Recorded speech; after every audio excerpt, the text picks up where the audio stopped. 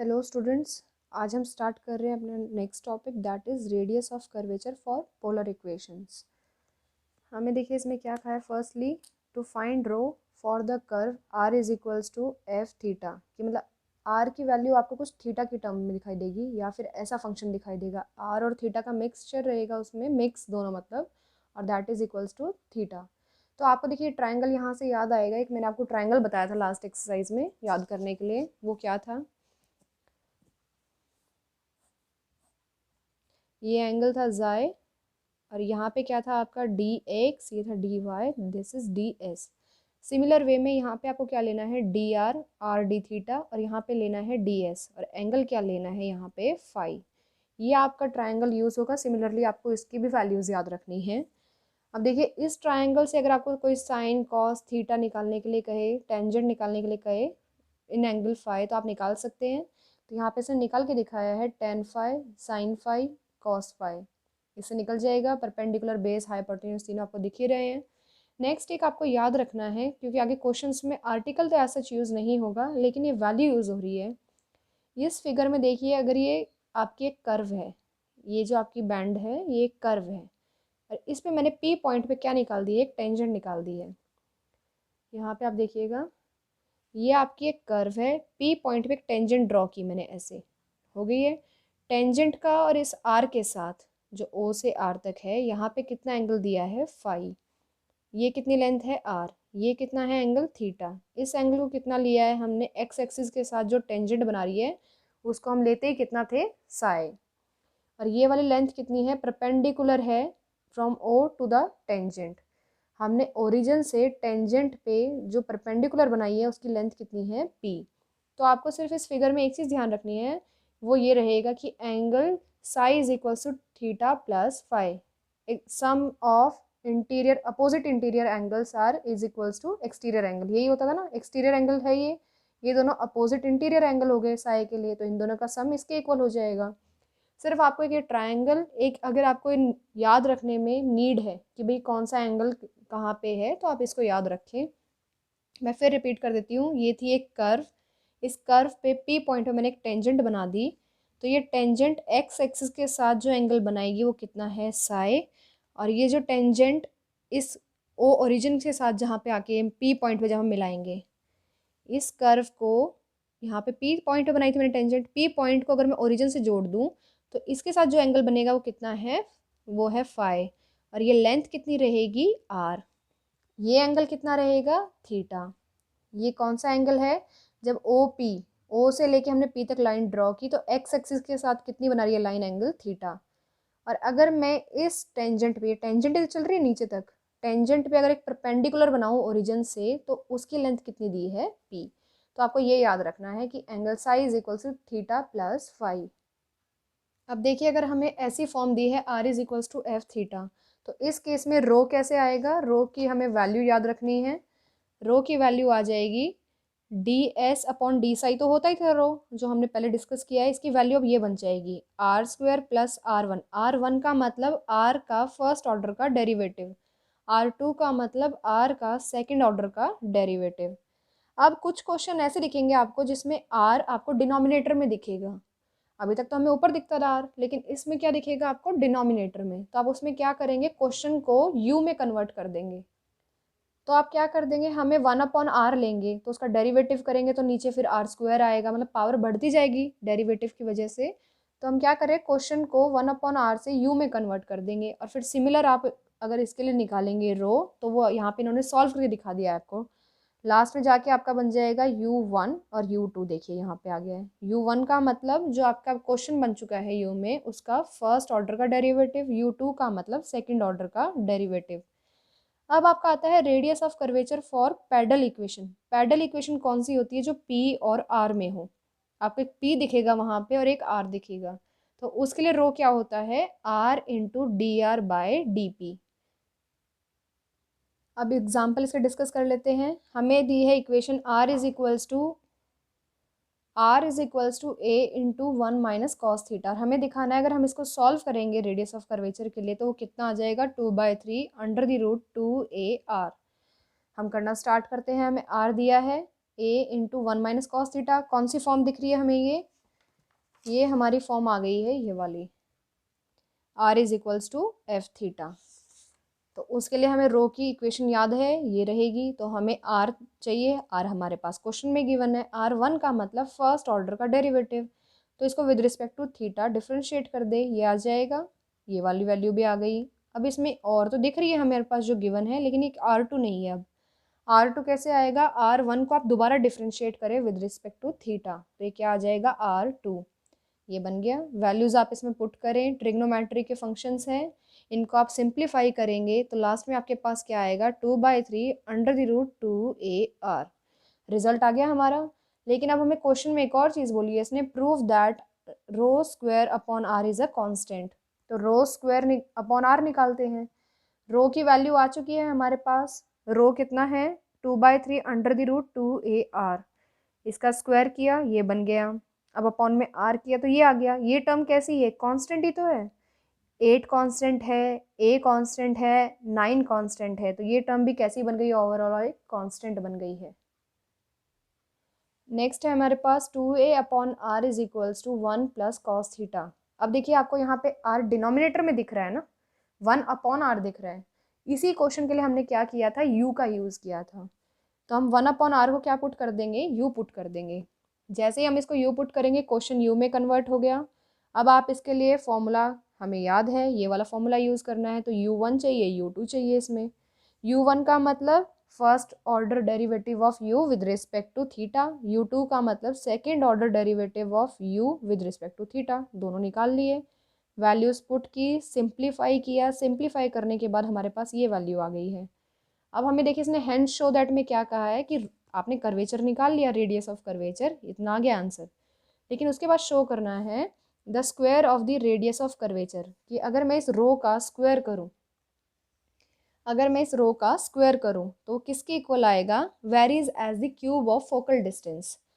तो अब हम करते हैं इसका स्क्वायर। जैसे ही मैंने इसका स्क्वायर किया तो इधर भी स्क्वायर होगा, तो ये टर्म बन गई। अब देखिए यहाँ पे फोकल डिस्टेंस कौन सा रहेगा। अगर मैं एक पैराबोला बनाऊं, suppose this is the parabola, यहाँ पे जो हमारा फोकस होता है यही हमारा क्या रहता है, पोल रहेगा। तो यही क्या बन जाएगा हमारे पास, सपोज ये पॉइंट P है, r थीटा, ये वाला पॉइंट आ गया, यहाँ पे ये आ गया है। अगर हम यहाँ पे अब डायरेक्ट्रिक्स ले रहे हैं, एक यहाँ पे लेते हैं P पॉइंट, तो हमने इनको ज्वाइन किया तो ये एंगल क्या बन गया, थीटा। और ये डिस्टेंस कितना बन गया इसके लाइन के लिए, r। तो यही क्या बन जाएगा हमारा फोकल डिस्टेंस, कि फोकल डिस्टेंस आ गया है। तो देखिए रो और फोकल डिस्टेंस आपस में कैसे हो गए, डायरेक्टली प्रोपोर्शनल, कि इसका स्क्वायर इसकी क्यूब। तो हमें जो दिया था वेरीज के लिए, show that the radius of curvature वाला, वो पार्ट आ गया है। रेडियस ऑफ कर्वेचर वेरीज किसका, square of radius of curvature. Rho का स्क्वायर कैसे वेरी कर रहा है, क्यूब ऑफ फोकल डिस्टेंस के साथ, वो हमारा शो हो गया है। नेक्स्ट देखिए अब हमें क्या कहा है इसने, अब हमें क्वेश्चन क्या करना है, rule to transform polar equation to pedal equation. इसकी ज़रूरत हमें क्यों पड़ेगी, अगर मैं आपको एक नेक्स्ट को पहले एग्जांपल दिखा देती हूँ कि हमें ज़रूरत पड़ी क्यों है। सपोज करें, देखिए हमें ये क्वेश्चन दिया है, r raise to power n is equals to a raise to power n cos n theta. अगर आप इसको भी जैसे हमने पहले वाले क्वेश्चन सॉल्व कर रहे थे ना, कि r1 r2 निकाल के रो के फॉर्मूले में पुट किया और आंसर आ गया, आप वैसे करके देखें इसे एक बार अपने रफ कॉपी में, क्या ये आप सॉल्व कर पा रहे हैं। इसमें आपको क्या होगा कि r raise to power n है, तो आपके पास बहुत बड़ी बड़ी टर्म्स आ जाएंगी, r1 r2 नहीं निकलेंगे आपसे डायरेक्टली। तो इसलिए हम क्या कर रहे हैं कि ऐसे क्वेश्चंस में जो हमें क्वेश्चन चल रहे हैं उसमें पैडल फॉर्म बना लेंगे। दिए होंगे मैं ऐसे क्वेश्चन जो अभी मैंने आपको दिखाया है, शो किया है, लेकिन हम उसको किस में बना लेंगे, पैडल फॉर्म में। और वो पैडल फॉर्म से फिर हमें आंसर निकालना ईजी हो जाएगा। तो उसके लिए देखिए स्टेप क्या रहेंगे, फर्स्ट हम यूज़ करेंगे relation tan phi is equals to r d theta upon dr।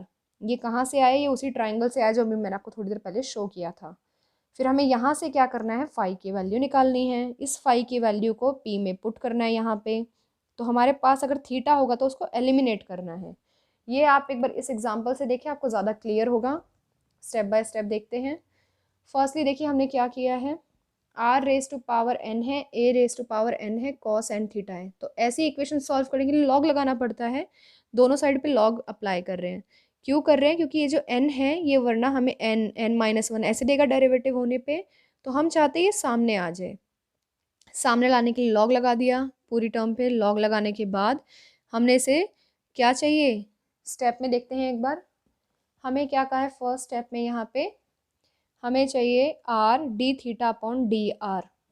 तो इस टर्म में से हम वही निकालना चाह रहे हैं, d theta upon d r. तो d r upon d theta आएगा, देखिए अभी इन्वर्स है उसका, तो उसका रेसिप्रोकल कर देंगे बाद में निकालने के लिए, तो कोई दिक्कत नहीं आएगी। तो हमने इसको क्या किया, डिफ्रेंशिएट कर दिया विद रिस्पेक्ट टू थीटा, और यहाँ पे आके क्या कर दिया, उसका इन्वर्स इन्वर्स कर दिया, इतना आ गया। और हमें ये किसके इक्वल दिया हुआ है, टेन फाई के इक्वल। तो इसका मतलब टेन फाई किसके इक्वल हो गया, माइनस कॉट एन थीटा के। फाई की वैल्यू निकालनी है तो जर्नल निकालनी है हमें, तो पाई बाय टू, कॉट को लिख दिया मैंने pi by two plus n theta. Tan से टेन कैंसिल, फाई इसके इक्वल आ गया है। अब फाई आ गया तो सेकंड स्टेप में उसने क्या कहा है रूल में, कि आपको पी के अंदर यहाँ पे वो वैल्यू पुट करनी है। वैल्यू पुट की तो क्या बन गया, r raise to power n a raise to power n into r. ये किस में फॉर्म आ गई, अब देखो पी और आर में कन्वर्ट हो गया ना पूरा क्वेश्चन, पी और आर में हो गया। अब हमें पता है पेडल फॉर्म के लिए रो कैसे निकलता है, R D r upon D P. तो p तो हमारे पास है ही, इसको डिफ्रेंशिएट कर दो, क्योंकि हमें देखिए ये फॉर्मूला निकालना है ये वाला। तो ये वाली टर्म तो हमें दी हुई है, ये निकालनी रह गई है। इसके लिए हम क्या करेंगे, इसको डिफ्रेंशिएट कर देंगे with respect to r। Differentiate कर दिया, वैल्यूज़ यहाँ पे पुट कर दी, तो हमारे पास आंसर आ गया है। नेक्स्ट देखिए हमें क्या दिया है, एक radius of curvature find out करना है, किसका, हाइपरबोला का। हमें ये टर्म दी है। अब इसमें आप क्या करेंगे, आप चाहें तो r के लिए r1 निकाले, r2 निकाले, और उसके बाद आप उसमें जो रेडियस ऑफ कर्वेचर की इक्वेशन है पुट करें। लेकिन दूसरा आपको देखने में एक चीज़ अगर मिस कर रहे हैं आप तो करेंगे ऐसा, वरना आपको ये p दिखेगा। तो ये पेडल फॉर्म ही तो हो गई, r एंड p। अगर आपने r1 r2 वाला लगा दिया सिंपल रेडियस ऑफ कर्वेचर वाला, तो आप वहाँ पे आंसर नहीं दिखा पाएंगे। आपको क्या करना पड़ेगा, पहले क्वेश्चन को ध्यान से देखना है। आर में है और पी में है, तो इसका मतलब कौन सी फॉर्म है, पेडल फॉर्म।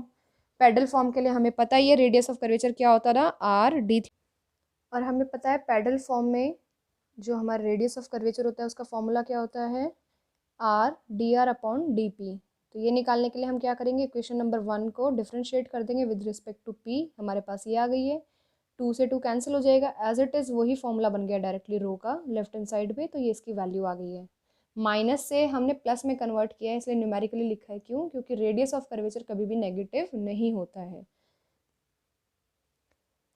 अब रेडियस ऑफ कर्वेचर हम एक दूसरी फॉर्म के लिए निकालेंगे। वो फॉर्म आपको कैसे दिखेगी, पी एंड साई में। पी एंड साई, पी क्या है हमारे पास, परपेंडिकुलर का डिस्टेंस होता है किन के बीच का। अगर हम ओरिजिन से टेंजेंट बनाते हैं, देखिए ये कर्व है पी, ये कर्व है, इस पे एक मैंने पॉइंट लिया यहाँ पे पी, इस पॉइंट पे मैंने टेंजेंट बनाई, तो ए बी ही उसकी टेंजेंट है। टेंजेंट जो एक्स एक्सिस के साथ एंगल बनाती है उसको हम किससे डिनोट करते आए हैं, हमेशा साई से। और अगर इस टेंजेंट पे एक परपेंडिकुलर बनाए ओरिजिन से, तो उसको हम किससे डिनोट करते हैं, स्मॉल पी से, ये लेंथ को। तो इस अगर फॉर्म का है आपका क्वेश्चन कि पी और साई में, तो इसको हम बोलते क्या है, पोलर टेंजेंशियल इक्वेशन। तो उसके लिए देखिए रेडियस ऑफ कर्वेचर क्या रहेगा, उसमें आ जाएगा radius of curvature p plus d two p upon d psi square. यहाँ पे देखिए अब हमने क्या किया है, क्वेश्चन हमें दिया है पी और साई में, तो इसका मतलब यही वाला फॉर्मूला लगेगा जो ऊपर मेंशन किया है। तो इसके लिए सेकंड ऑर्डर डेरिवेटिव चाहिए पी का विद रिस्पेक्ट टू साई। अब निकालना स्टार्ट करते हैं।